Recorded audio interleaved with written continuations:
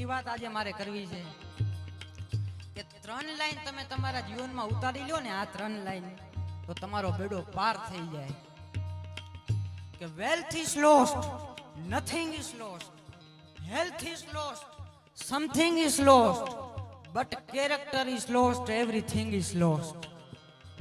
Wealth is lost, nothing is lost. જો તમે તમારા જીવનમાં પૈસા ગુમાવ્યા છે, જો તમે તમારા જીવનમાં લાખો કરોડો રૂપિયા ગુમાવી નાખ્યા, તો હજી તમે કાંઈ નથી ગુમાવ્યું. એનો તમને એક નાનો એવો દાખલો આપું. એક નદી કિનારે એક ભાઈ બેઠો બેઠો રડતો હતો અને ત્યાંથી સાધુ નીકળ્યા.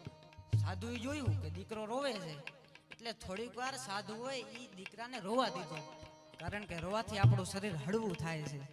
થોડીક વાર એ દીકરાને રોવા દીધો અને પછી સાધુ એ દીકરા પાસે ગયા. દીકરાએ રોઈ લીધું ને એટલે સાધુ ગયા, દીકરાના માથે હાથ રાખીને પૂછ્યું, દીકરા કેમ રોવા, શું થયું છે?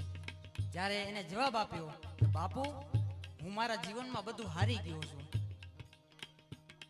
મેં બધા રૂપિયા ગુમાવી નાખ્યા છે, હવે મારી પાસે કાંઈ નથી, ગામવાળા બધા મને ગોતે છે, હવે મારે મરી જવું છે. ત્યારે સાધુએ કીધું કે દીકરા શાંતિ રાખ, મરવાનો વિચાર વચ્ચે ના લાવ, તારી પાસે એક રાસ્તો છે. તો કે શું?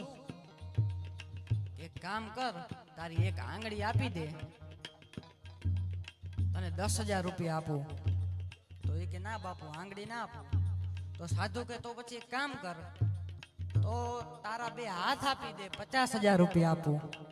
કદાચ એને રૂપિયા ઓછા પડતા હશે, તો સાધુએ એવું કીધું કે કદાચ રૂપિયા ઓછા પડતા હોય તો એક કામ કર, તારી એક આંખ આપી દે, 1 લાખ રૂપિયા આપું. તો કે ના બાપુ, આંખે ના આપું. તો પછી સાધુએ કીધું કે એક કિડની ઉપર આપણે જીવતા રહી શકીએ, એક કામ કર, તારી કિડની આપી દે, 5 લાખ રૂપિયા આપું. કે ના બાપુ, કિડની ના આપું.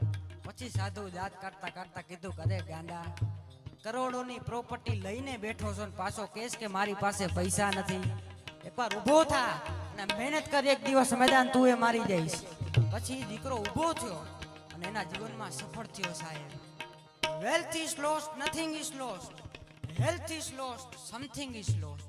જો તમે તમારા જીવનમાં સ્વાસ્થ્ય ગુમાવ્યું છે, એક હાથ નથી, અરે ભલા માણા, જેના 2 હાથ નથી હોતા ને એ ઇતિહાસ રચીને દેખાડે છે.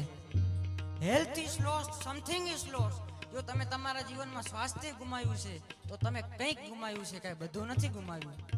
But character is lost, everything is lost. જો તમે તમારા જીવનમાં આબરૂ ગુમાવી છે તો તમે કંઈક નહીં બધું ગુમાવી નાખ્યું છે, કારણ કે આબરૂથી મોટી કોઈ વાત ન હોય અને સ્વમાનથી મોટો કોઈ નશો ન હોય ભલા માણસ.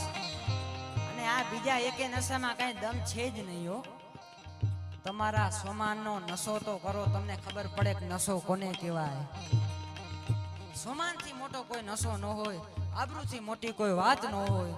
પણ હવે મારે વધુ સમય નથી લેવો, કારણ કે બોલવા કરતા બકવા તણી મને જીવનમાં લાગે બીક. કંઈક ઠાવકું બોલાઈ જાય તો જગા ઠીક. હવે મારી વાણીને વિરામ આપું. જય માતાજી, જય ભવાની, જય